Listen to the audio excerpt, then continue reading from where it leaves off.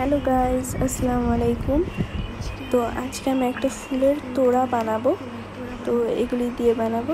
তো প্রথম ব্লু দিয়ে, তারপর হলো পার্পল, তারপর ইয়েলো, তারপর ডার্ক পিঙ্ক, লাইট পিঙ্ক, তারপর হলো ব্ল্যাক। তো চলেন বানাই।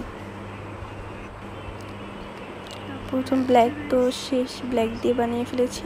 তারপর এখন বানাবো হলো লাইট পিঙ্ক দিয়ে। লাইট পিঙ্ক দিয়েও বানানো শেষ। তারপর এখন বানাবো হলো ব্লু দিয়ে। তারপর ব্লু দিয়েও বানানো শেষ। তারপর এখন পার্পল দিয়ে বানাবো, পার্পল কালার। তারপর পার্পল দিয়ে বানানো শেষ। তারপর ব্লু ইয়েলো দিয়েও বানানো শেষ, দেখতে পাচ্ছেন।